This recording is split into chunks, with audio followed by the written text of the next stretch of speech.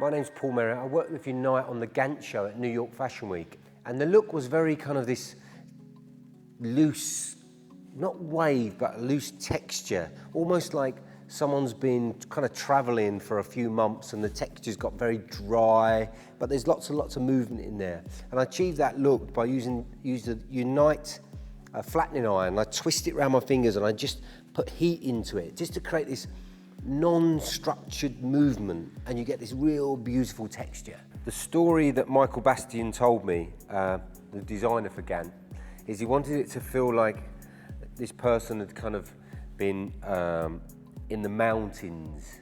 They wanted it to be dry, but a little bit of movement. And sometimes when you're working with designers, it's all about understanding their vision and then putting that into the hair.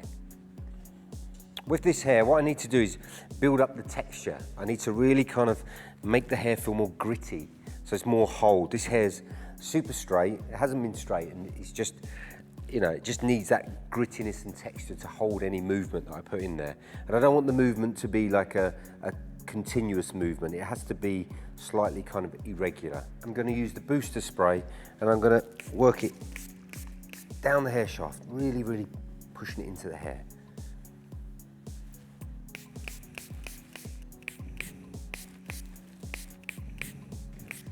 Using the booster spray, working it in, kind of like I say, be really liberal.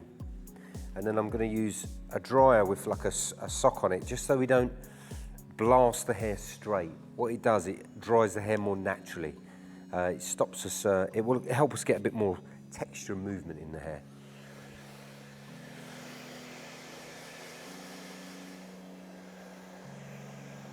Okay, to build this texture up for the finish, I'm going to start to add some hair.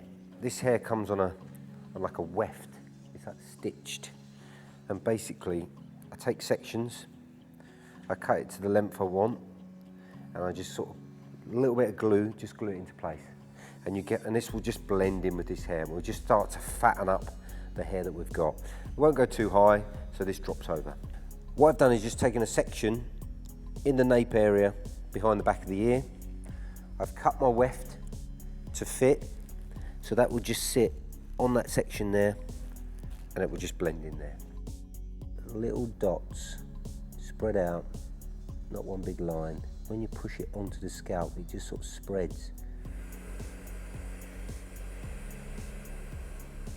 So I've just stuck the weft onto the part, and then I'm going to take another section and stick another weft in, and it starts to blend in with the hair.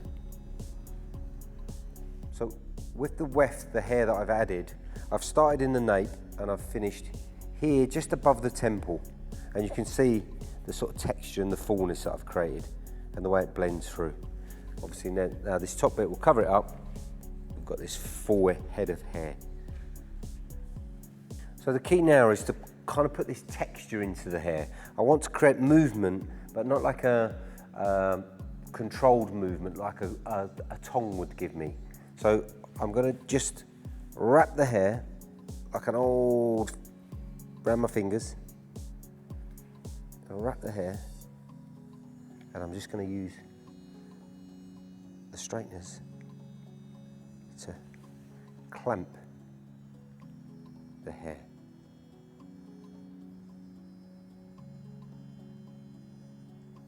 And that will just push a bit of heat into the hair.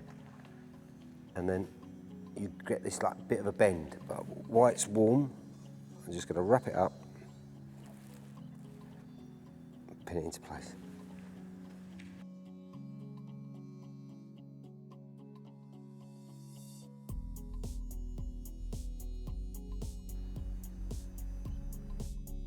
So I started this technique into the nape of the neck, and I've just worked my way all the way through to the front. So just wrapping it around 2 fingers and using the flat iron just to push the heat into the hair. And just almost like letting it cool down a bit. And I'm just wrapping it up and gripping it in with a pin. I use the iron just because the ends are so straight. I'm just using the irons and just flicking the ends. See how they just like a real subtle little bit of bend. So when I wrap the hair, the end is not dead straight. And you're almost forcing the sort of a set. It's like an old-fashioned set, but you're just using the heat of the iron just to push into the hair. And because that's not a curl, you get like a bendy shape. So once you've completed all the pin curling, just a bit of hairspray, work through.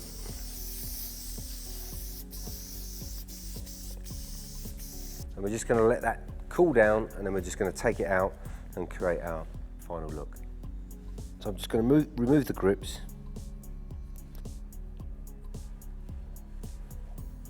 Okay, so once I've removed all the little pin curls, you can see the sort of texture that it's created. It's just going to start to pull it out and start to add sort of expander dust to it and just get it kind of full and textured. Just really, really breaking this up.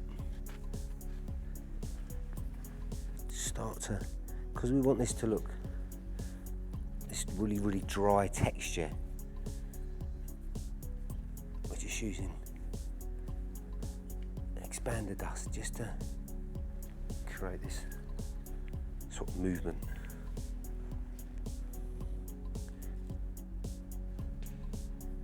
The brief of the GANT show was this, like I said, this dry texture. This person that's been traveling and the ends have got quite brittle and kind of fly away. You can see the way now I've got this sort of texture built up from using the booster spray and using the flat iron, wrapping the hair around my fingers and just clamping it on. And you get this almost like natural wave texture to the hair. And just to finish off, just using expander dust, just again to really emphasize that sort of dryness. So there's a little bit of detail in there. So you've got some that are clean, some that are quite wispy.